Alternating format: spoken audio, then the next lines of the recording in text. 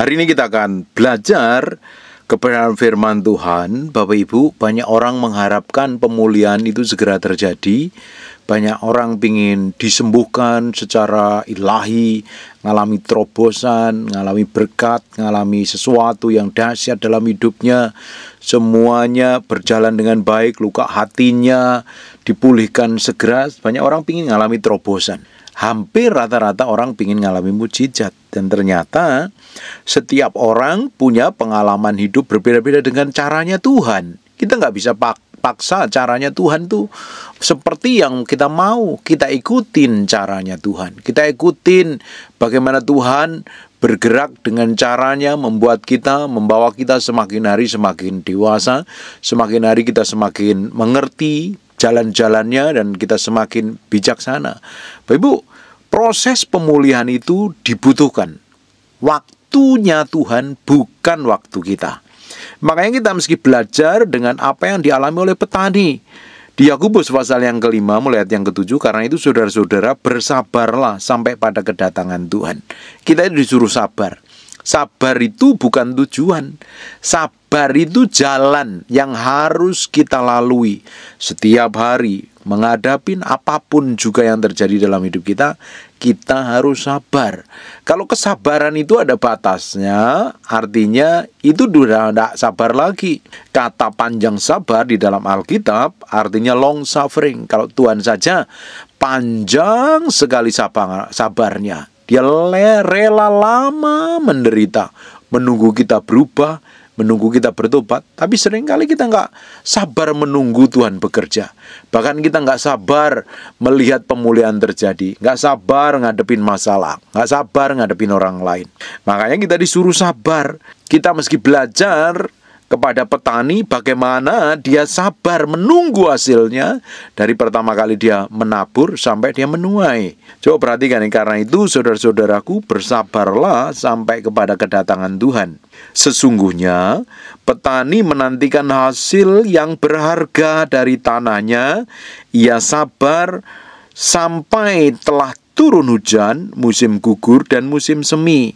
Kamu juga harus bersabar dan harus meneguhkan hatimu karena kedatangan Tuhan sudah dekat. Bapak Ibu, petani itu sabar sekali. Dia nggak bisa paksa pohonnya untuk cepat bertumbuh. Dia ikutin caranya Tuhan. Dia ikutin waktunya Tuhan. Ketika dia mulai menabur benih, dia tunggu semayannya itu mulai tumbuh, mulai ada akarnya, mulai ada batangnya, dan akhirnya pelan-pelan dia tanam, dari batang itu keluar bulirnya, nunggu sampai tua. Tidak bisa dipaksa. Petani begitu sabar, dia nggak bisa paksakan caranya dia. Nanti hasilnya nggak maksimal. Berapa banyak dari kita seringkali memaksakan kehendak Tuhan pakai cara kita. Kita pikir cara kita yang paling baik, metode kita yang paling baik, dan ternyata diizinkan Tuhan menunggu lama karena proses pemulihan itu butuh waktu. Proses pemulihan sebenarnya masa di mana Tuhan sedang membentuk hati kita. Sebenarnya waktu Tuhan ingin memulihkan masalah kita, persoalan kita itu mudah sekali. Tapi ketika Tuhan mau bentuk hati kita sampai nurut, itu dibutuhkan waktu dan kerelaan hati kita. Semakin kita rela mau dibentuk, semakin kita mau diproses, semakin hati kita ini lembut, semakin cepat pemulihannya.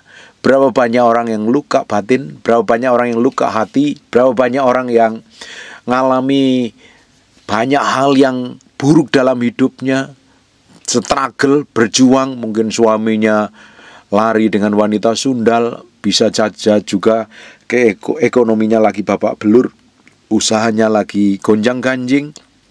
Banyak orang sedang menantikan pemulihan. Dan ternyata waktu pemulihan itu waktunya Tuhan, bukan waktu kita. Bagian kita adalah ngikutin saja, ngikutin caranya Tuhan. Kita ngikutin waktunya Tuhan, step by step, hari demi hari, dan pelan-pelan kita akan melihat caranya Tuhan benar-benar terjadi, waktunya Tuhan benar-benar terjadi. Nah, di momen seperti itu adalah momen terbaik kita menyiapkan hati kita. Biasanya Tuhan bentuk kita, biasanya Tuhan proses kita, biasanya Tuhan lembutkan kita, Tuhan ajarin kita. Tapi banyak orang teriak, protes, komplain. Banyak orang pakai caranya sendiri dan tambah sakit loh. Bapak Ibu, ketika kita nih diproses Tuhan, waktu kita dibentuk Tuhan, lebih baik kita nurut, ngikutin Dia. Jangan ngikutin cara kita. Tapi kalau kita ini ngikutin cara kita ngikutin mau kita, apa yang terjadi? Kita yang sendiri yang babak belur. Kita menjadi orang yang capek, kita menjadi orang yang lelah, kita menjadi orang yang hanya fokus kepada diri kita sendiri tanpa mau melihat banyak hal yang Tuhan ajarkan dalam diri kita. Bapak Ibu, menaruh hati kita sepenuhnya di hadapan Tuhan, memberi diri kita sepenuhnya di hadapan Tuhan, mendedikasikannya setiap hari untuk diproses lewat kejadian, lewat masalah, sampai menunggu pemulihan itu terjadi. Petani tidak bisa paksa pohonnya untuk cepat berbuah, dia tunggu. Beberapa bulan terakhir dari bulan Desember lalu saya udah tanam pohon alpukat banyak sekali, saya tanam pohon jambu air banyak sekali. Saya nggak bisa paksakan untuk pohon itu cepat berbuah, tapi ternyata beberapa pohon rambutan sudah berbuah, beberapa pohon jambu sudah mulai berbuah dan mulai menghasilkan buahnya. Nah, kita sendiri tidak bisa paksa pohon itu untuk langsung berbuah. Ternyata ada prosesnya, ada waktunya. Ada waktu yang terbaik itu adalah waktu untuk merawat pohon-pohon itu supaya akarnya bagus, supaya daun-daunnya bagus, nggak ada ulat dan hama serta yang lainnya. Dan ketika tiba-tiba mulai muncul bulir-bulir bunga dan akhirnya menghasilkan buah dengan perawatan yang terbaik. Sama seperti kita nggak bisa paksakan semua masalah itu selesai dengan cara kita nggak bisa paksakan Tuhan, kehendak Tuhan jadi dalam hidup kita. Kita ini harus belajar menyerah sepenuhnya. Kita harus belajar menyerahkan sepenuhnya hidup kita dalam kontrol kendali Tuhan. Ketika kita berdoa, biar kehendak Tuhan saja yang jadi. Kalau kehendak Tuhan saja yang jadi, ujungnya nama Tuhan dipermuliakan. Kita juga nggak lelah, kita juga nggak capek. Sekarang kita lanjut lagi di ayat yang ke-8-nya. Kamu juga harus bersabar dan harus meneguhkan hatimu karena kedatangan Tuhan sudah dekat. Kedatangan Tuhan itu sudah dekat. Bagian kita adalah mempersiapkan diri. Dari bagian mempersiapkan diri, hati kita ini harus teguh, kokoh, kuat, strong, powerful, tidak tergoncangkan, tidak tergoyahkan, sehingga apapun yang terjadi dalam hidup kita, kita tetap bisa melihat bagaimana Tuhan beracara dengan caranya yang ajaib, bekerja dengan caranya yang ajaib. Kita semakin kuat, kita semakin berjalan dalam pusat kehendaknya Tuhan. Bapak Ibu bisa bayangkan kalau kita ini gampang terombang-ambing, menanti janji Tuhan tapi pikiran kita serampangan, kita isinya ngedumel. Coba perhatikan ayat 9 ini, saudara-saudara, janganlah kamu bersungut-sungut nih, kerjaan yang gerutu, ngomel, ngeluh, komplain terus, ribut terus, dan saling mempersalahkan, nyalain orang lain. Kalau ujungnya kita melakukan seperti itu, kita ini nggak jauh beda dengan orang Israel ketika dia menuju tanah perjanjian. Di tengah perjalanan dia bersungut-sungut, dia ngeluh. Roti nggak ada, ngeluh. Makanan nggak ada, ngeluh. Makanan dikasih makanan roti mana terus, komplain. Akhirnya dikasih burung puyuh pun juga komplain. Lewat jalan yang nggak jelas juga komplain. Isinya komplain, ngeluh, bukan ngikutin maunya Tuhan. Nah, akhirnya dia sampai titik tertentu untuk masuk ke tanah perjanjian, dia harus intai. Padahal di tanah perjanjian dilihatnya buahnya gede-gede, makmur, tanahnya subur, tapi juga masih komplain terus. Isinya komplain ya, seperti ini loh, bersungut-sungut, saling mempersalahkan. Kalau ujungnya seperti itu, dihukum. Bangsa Israel akhirnya nggak masuk tanah perjanjian kecuali Kaleb dan Yosua dan generasi di bawah 20 tahun. Mereka mati di padang gurun. Bapak Ibu, karena sikap hatinya tidak benar. Ketika diproses, sikap hati kita ini harus benar. Kita menyerahkan hati kita sepenuhnya di hadapan Tuhan. Mau dibentuk, ngikutin caranya, ngikutin maunya, ngikutin kehendaknya. Makanya dibutuhkan hati yang mau benar-benar ngikutin kehendak Tuhan. Kalau tidak, ujungnya kita nggak akan mencapai destinasi ilahi. Sesungguhnya hakim telah berdiri di ambang pintu. Saudara-saudara, turutilah teladan penderitaan dan kesabaran para nabi yang berbicara demi nama Tuhan. Bapak Ibu kalau ingin tahu penderitaannya para nabi, baca di Ibrani pasal yang ke-11. Isinya tentang penderitaan, saksi-saksi itu, saksi-saksi iman itu. Bagaimana mereka mengalami banyak hal penderitaan yang mengerikan sekali. Tapi itu membuat hidup mereka benar-benar mengalami perkara-perkara ilahi yang ajaib dan dahsyat jadi kesaksian. Tapi banyak orang hari ini nggak mau ngikutin caranya Tuhan, ngikutin caranya sendiri, nggak mau belajar, maunya enak-enak terus, nggak mau ngalami penderitaan, maunya ngalami terobosan. Saya ikut Tuhan, ngikutin caranya, ngikutin maunya, ngikutin kehendaknya.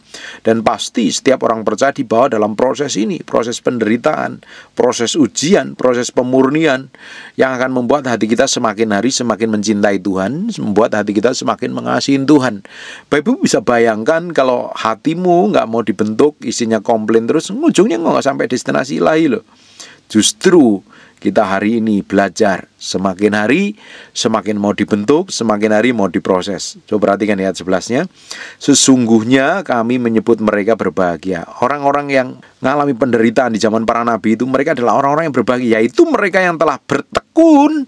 Kamu telah mendengar tentang ketekunan Ayub, dan kamu telah tahu apa yang pada akhirnya disediakan Tuhan baginya, karena Tuhan Maha Penyayang dan penuh belas kasihan. Bapak Ibu, Ayub adalah contoh yang sangat sempurna sekali, ngalami penderitaan dari orang yang hebat, orang yang diberkatin, kaya raya, tiba-tiba benar-benar habis total, anaknya mati, hartanya habis, bahkan badannya sendiri ngalami borok yang mengerikan sekali. Itu borok yang sampai dia melukain badannya dengan beling karena mungkin terlalu gatalnya atau terlalu sakitnya. Dan ujungnya si Ayub ngalami benar-benar pemulihan. Butuh proses.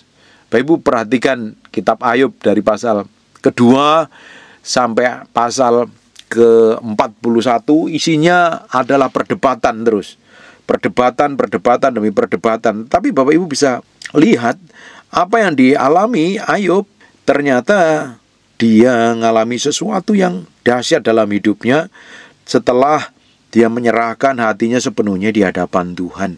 Ketika diproses, jangan pernah komplain, jangan pernah ngeluh, jangan pernah menggerutu, jangan pernah hanya sekedar hidup hanya isinya komplain terus, isinya hanya menggerutu terus, isinya hanya menyalahkan orang lain. Perdebatannya Ayub dari pasal kedua sampai pasal 41. Hanya dibutuhkan satu pasal dia mengalami pemulihan, di pasal yang ke-42.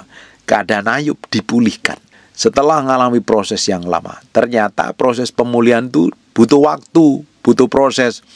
Beberapa bulan yang lalu istri saya itu kakinya kesiram minyak, dan dia kakinya melepuh, kena urat sarafnya lagi waktu itu.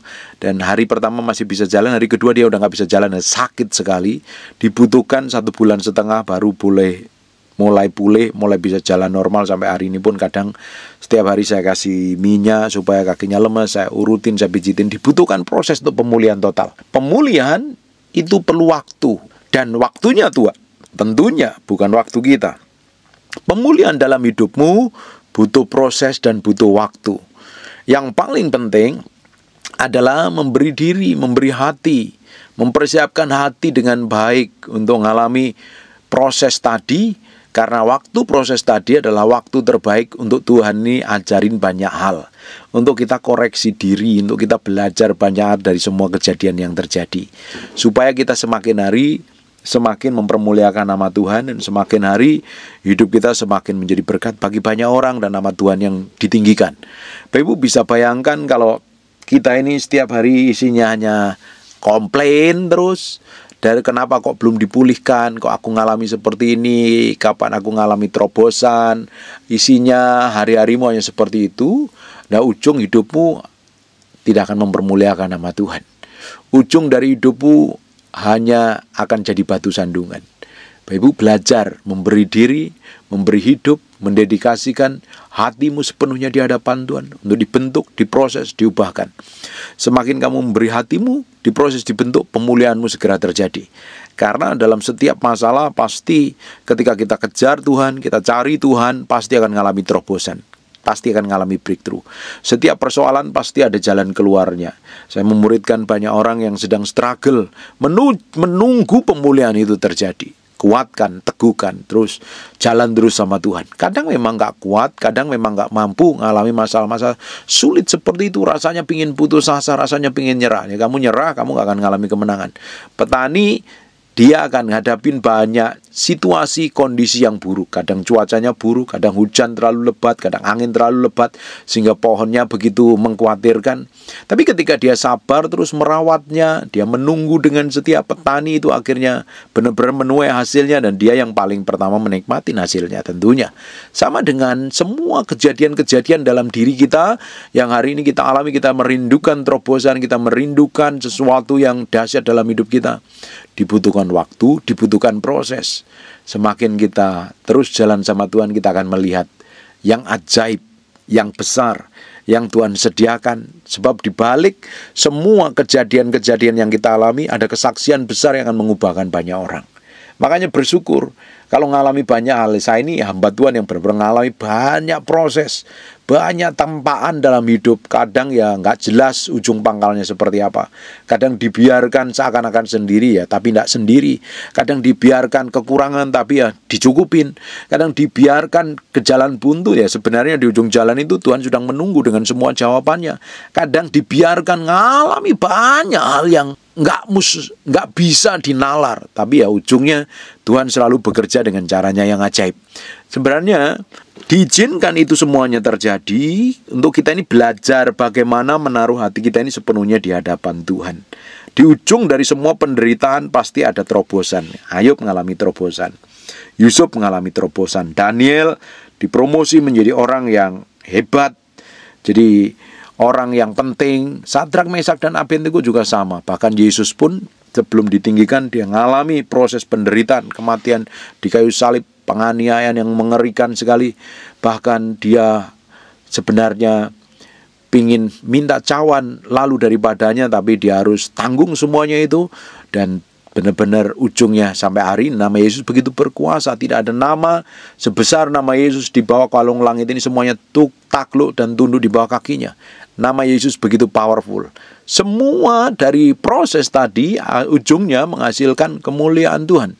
Tidak ada pernah adanya kemuliaan tanpa proses penderitaan. Penderitaan menempa hati kita, penderitaan membuat hati kita semakin kuat, semakin kokoh, semakin teguh. Semakin kita kejar Tuhan, semakin kita cari Tuhan, semakin kita jalan sama Tuhan, semakin kita melihat betapa baiknya Tuhan, betapa dahsyatnya Tuhan. Semakin kita melihat bagaimana Tuhan bekerja dengan caranya yang ajaib. Dan saya berdoa hari ini Bapak Ibu, apa yang kita pelajarin hari ini membuat engkau teguh ngadapin goncangan, masalah, tekanan, proses kehidupan. Karena sebentar lagi Tuhan akan bikin terobosan. Karena sebentar lagi Tuhan akan bikin sesuatu yang ilahi. Dan engkau suatu hari akan melihat bagaimana Tuhan bekerja, melihat bagaimana terobosan itu terjadi, dan nama Yesus yang ditinggikan dalam hidup Bapak Ibu semuanya. Amin. Tutup matamu, tutup Alkitabmu, kita berdoa. Bapak, terima kasih buat firman-Mu. Kami mantraikan dengan darah anak domba, lalu firman ini nempel dalam hati kami berhari-hari, berminggu-minggu, berbulan-bulan. Firman ini jadi kehidupan, dan mau berdoa setiap orang yang mendengar firman ini dijamah, dipulihkan, dilawat, dan mengalami sesuatu yang ilahi. Semakin hari diteguhkan, mengalami proses pembentukan, hatinya semakin lembut, dibentuk sesuai dengan kehendak Tuhan, tanpa protes, tanpa berontak, tanpa menyalahkan orang lain, tapi memberi hati sepenuhnya di hadapan Tuhan. Dan mau berdoa dalam nama Yesus untuk setiap orang yang sedang struggle. Tuhan, pegang tangan mereka, berikan kemampuan. Orang-orang yang sakit dan mengalami kelemahan tubuh oleh bilur Yesus, oleh darah Yesus, jadilah engkau tahir, jadilah engkau pulih, jadilah engkau sehat seperti sedia kala. Dalam nama Yesus kami berdoa dan mengucap syukur. Haleluya. Amin. And God bless you.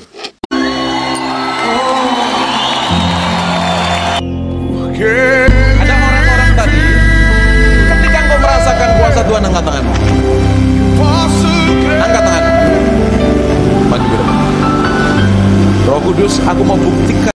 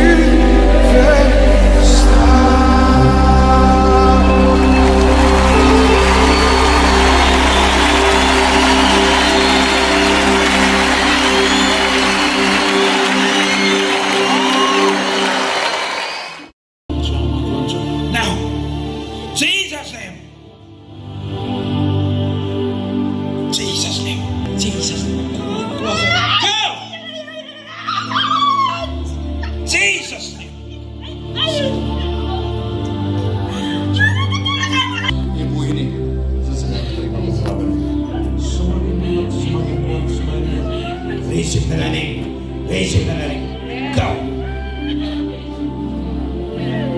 Saya lihat dalam mimpi ketika saya berdoa, ada urapan Tuhan. Kuasanya power. Receive it.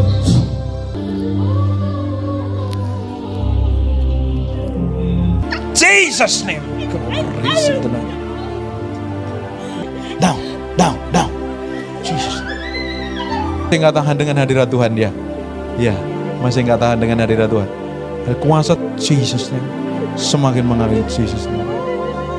Biarin.